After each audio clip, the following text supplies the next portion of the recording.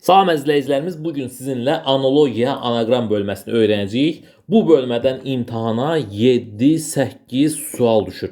Yəni diqqətli olmaq lazımdır. Bu bölmədən olan suallar çox da çətin suallar deyil, amma sizdən biraz ümumi dünya görüşü tələb eləyir. Ədəbiyyat, tarix, coğrafiya, musiqi, riyaziyyat, hamısı ilə bağlı burada suallar görəcəksiniz. İndi düşünə bilərsiniz ki, biz uzun müddət əvvəl bitirmişik orta məktəbi, ümumi məlumatlarımız hamısı yaddan çıxıb gedib, ixtisasımızı zar-zor ancaq birtəhər bilirik. Bəs bu testləri biz necə həll eləyəcəyik? Narahat olmayın, bu testləri həll etməyin də bir yolu var. Bu testləri həll etmək üçün siz imtahana qədər bu kitabda olan bu mövzudan 345-346 dənə sual var. Hamısını bir işləyirsiniz. Özü bir dəfə yox, dəfələrlə, 2 dəfə, 3 dəfə işləyirsiniz. Təkcə testin düzgün cavabını yox, səhv cavabları da araşdırırsınız. Görək bu nə ola bilər, bundan nə çıxa bilər və beləliklə sizin bu 300 neçə testi işləməklə bu testlər mövzusunda olan dünya görüşünüz formalaşacaq. Yəni bu testlər küllü miqdarda deyil, məhdud saydadır. İmtahanda da olur ki, təkrar suallar düşür. Burada işlədiyiniz suallar təkrar yenə də imtahanda qarşınıza çıxa bilər və yaxud da testin oxşarı qarşınıza çıxa bilər və siz onu rahatlıqla cavablaya bilərsiniz. Ona görə bu testləri başa düşərək, anlayaraq işləməyə çalışın ki, imtahanda oxşarları çıxanda da rahat şəkildə yaza biləsiniz. Təkcə kitabdakılarımı xeyr, sınaq imtahanlarında olan bu tip testləri də yaxşı işləməyə çalışın. Çünki 7-8 bal az deyil, yəni kifayət qədər çox baldır imtahanda, sizə çox faydası dəyəcək bu sualların. Suallar çətin deyil, asandır. Yəni asan dünya görüşü tələb edir, çox da çətin bir şey tələb eləmir. Bir çoxunu yəqin ki biləcəksiniz, bir çoxunu da buradakı testləri işləyərək qavrayacaqsınız, mənimsəyəcəksiniz. Bu şəkildə davam edirik, indi başlayırıq sualları işləməyə. Deməli, insan atomlardan ibarətdir. Təkcə insan yox, gözünüzlə gördüyünüz nə varsa, hamısı atomlardan təşkil olunub. Burada bizə lazım deyil bu. Burada bizə lazımdır ki, insan atomlardan ibarətdir. Düz xətt nələrdən ibarətdir? Düz xətt təbii ki, düz xətt budur gördüyünüz. Düz xətt nöqtələrdən ibarətdir. Yəni çoxlu nöqtələr bir-birinin yanına gəlir və düz xətti əmələ gətirir. Sualın doğru cavabı D variantı. Digərləri də sizi çaşdıra bilər. Məsəl üçün düz xətt parça, düz xəttini belləyəndə parça olur. Parça düz xəttdən ibarətdir. Parça düz xəttin elə bir kəsilmiş bir hissəsidir.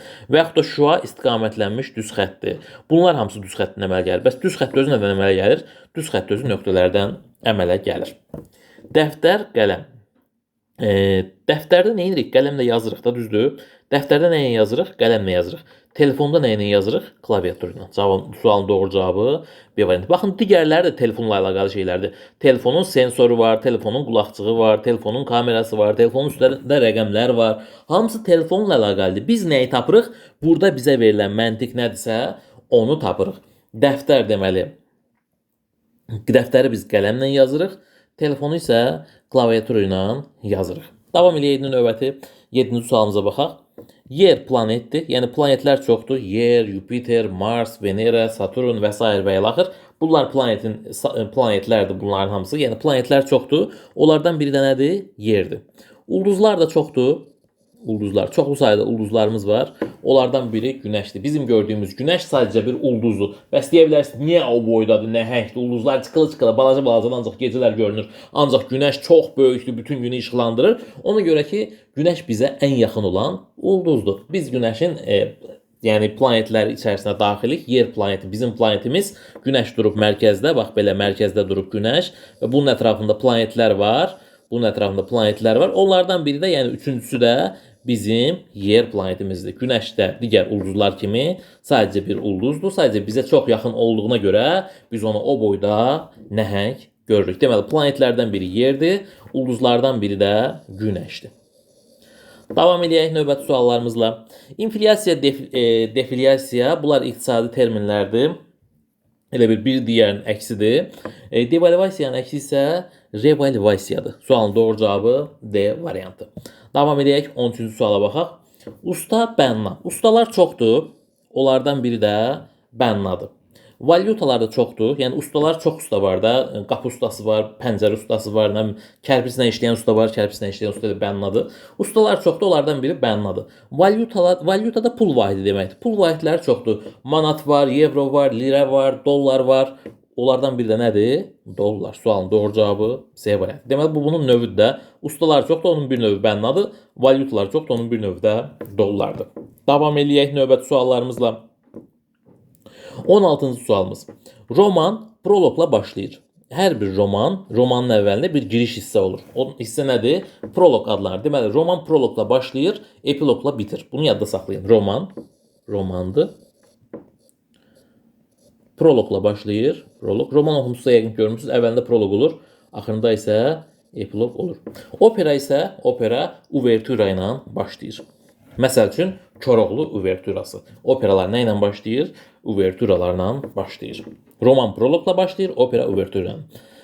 19-cu sualımız. İncəsənət nümunələri çoxdur. Rəsm var, heykəltaraşlıq var, və musiqi var və s. və ilaxır. İncəsənətin müxtəlif sahələri var. Onlardan biri də rəsmdir. Nəşrin də çoxlu sahələri var. Onlardan biri nədir? Deməli, nəşr sahələri nədir? Nələr nəşr edə bilirik biz? Kitab nəşr olunur, qəzet nəşr olunur, jurnal nəşr olunur. Onlardan biri nədir?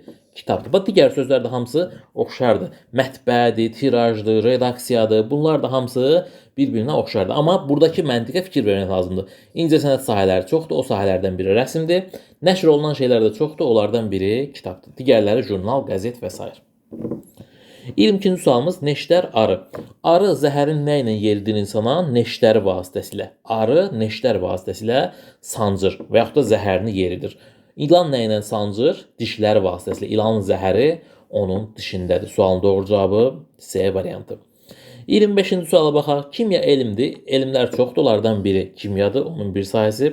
Nəşrlər çoxdur. Bayaq demişdik. Aşağıda cavabda da var. Baxın. Nəşrdən biri də qəzetdir, jurnaldır, kitabdır və s. və ilaxır. 28-ci sualımıza baxaq. Quşlar çoxdur. Onun bir növü də pingvindir. Qidalar da çoxdur. Yəni çoxlu qidalar var. Çörək var, duz var, su var, un var, qənd var. Onlardan biri də qənddir. Davam edirik. İl, yaz. İlin 4 dənə fəsli var. Onlardan biri də nədir? Yaz. Yaza uyğun gələn nədir? Ömürdə nədir? Ömürdə də uyğun gələn cavanlıqdır. Cavanlıq. Deyir, ömrün bahar fəsli. Yəni cavanlığı, yazı. A variantı. Mikologiya göbələkləri öyrənir. Antropologiya isə insanları öyrənən elm sahəsidir. Bu elmlərin də siyahısı var, göndərərəm sizə, onları da əzbərləyərsiniz. Mikologiya göbələkləri öyrənir. Antropologiya isə insanı öyrənir. Materik kəşf olunur. Olan bir şey, materik nədir? Olub da, məsəl üçün Amerika materiki olub, Kolumb gedib onu nə edib? Kəşf eləyib. Yəni sadəcə olan bir şeyi tapmaq, olan bir şeyi, yəni mövcud olan bir şeyi aşkara çıxarmaq kəşf adlanır. Amma radio olmayıb da, düzdür? Radio sıfırdan hazırlanıb. Nə olub? Onu sıfırdan hazırlanan bir şeyə isə deyirlər ixtira. Yəni ixtira ilə kəşf sözünün fərqini də siz öyrəndiniz. Bir-birinə oxşar, yaxın sözlərdir. Bəlkə bəziləriniz mənasını bilmirdiniz, hansı nəyi bildirir və yaxud da fikirləşirdiniz ki, bunlarla eyni şeydir ixtira ilə kəşf. Xeyr, eyni şey deyil. Olan bir şey. Materik onsuz da Amerika materiki onsuz da mövcud idi. Kolumb getdi onu elədi, kəşf elədi. Yəni tapdı, axtardı, tapdı. Yəni onsuz da var idi. O materik orada var idi. Kolumb onu tapsa da, tapmasa da Amerika materiki var idi. Amma radio nədir? Radio yox idi. Sıfırdan hazırlandı. Sıfırdan hazırlanan bir şey nə adlanır? İxtira adlanır. Davam eləyək. Bir gəlmişə radionun ixtirası da biraz mübahisəli məsələdir. Kimin ixtira eləməsi? Ruslar deyirlər ki, Popov ixtira eləyib radionu, amma radionun əslində ixtiraçısı Tesla'dır. Yəni Tesla'nın vaxtında gedib çıxır radionun ixtira olunması. Sonra başqa biri də var idi, onun adı yadından çıxıb indi. Yəni 3 nəfərin adı ilə bağlılar, amma əslində ilkini, yəni siftəsini, sıfırını qoymuş şəxs Tesla'dır. 40-cı sual, naqillə elektrik ötürülür. Naqillərlə. Siz bunu naqil demirsiniz, yəqin ki, kabel deyirsiniz, şunur deyirsiniz və tel deyirsiniz, nə deyirsinizsə deyin, amma Azərbaycan dilində bunun adı tək adı var, o da naqil. Naqillə nə ötürülür? Elektrik. Boru ilə nə ötürülə bilər? Boru ilə ötürülə bilər, neft ötürülə bilər, su ötürülə bilər. Bizim cavabda burada buxar ötürülə bilər. Digərləri ötürülə bilməzlər. Misi niyə boru ilə ötürsünlər ki? Dəmiri niyə boru ilə ötürsünlər? Duzu niyə boru ilə ötürsünlər? Alüminium niyə boru ilə ötürsünlər? Bunların heç biri olmaz cavabımız. Naqillə elektrik ötürülür. Boru ilə də bir çox şey ötürülə bilər. Onlardan biri də buxardır. Bizdə cavabda buxar olduğuna görə buxarı seçdik. Paravoz nə edir? Paravoz vaqonları dartır.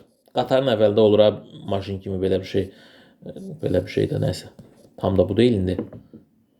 Onun arxasında da vaqonlar olur. Belə. Bu şəkildə gedir. Bu nədir? Paravozdur. Niyə paravoz adlanır? Buxarla işləyir çünki. Görmüşsünüzsə kinolarda, köhnə kinolarda kömür yandırırlar, odun yandırırlar orada. Buxar yaranır və buxar turbinləri bunun təkərlərini fırladır, reysi fırladır və aparır. Buxar, yəni odun yandığına görə tüstüləyə gedir Belə tüstü çıxa-çıxa gedir bundan. Ona görə bunun adına paravoz deyirlər. Elektriklə işləyənə elektrovoz, elektrovoz deyirlər. Amma buxarla işləyənlərə paravoz deyirlər. İndi paravoz nəyi dartır? Vaqonları dartıb aparır. At nəyi dartıb aparır? At da öz arabasını dartıb aparır. Və yaxud da paravoz vaqonları daşıyır, at da arabasını daşıyır. Davam edək indi 46-cı sualımıza baxaq. Legal, qanuni. Legal və qanuni sözlər bir-birinin sinonimidir. Legal və qanuni sözlər bunlar bir-birinin sinonimidir. Abstraktın sinonimi nədir? Mücərrəd. Legal olan qanunidir, abstrakt olansa mücərrəddir. İdxal, ixrac bunlar isə bir-birinin antonimidir. Biri daxildir, biri də xaricdir. Başqa bir daxil-xaric var. Mədaxil, məxaric. Sualın doğru cavabı A variantı. Evdə otaq var, evin oyuğu, evin içi otaq adlanır. Ağacda isə bu nə adlanır? Oyuq adlanır. Ağacın içində olan dəlik adlanır. Oyuq, evin içində olan dəlik adlanır. Otaq. 55-ci suala baxaq. İt heyvan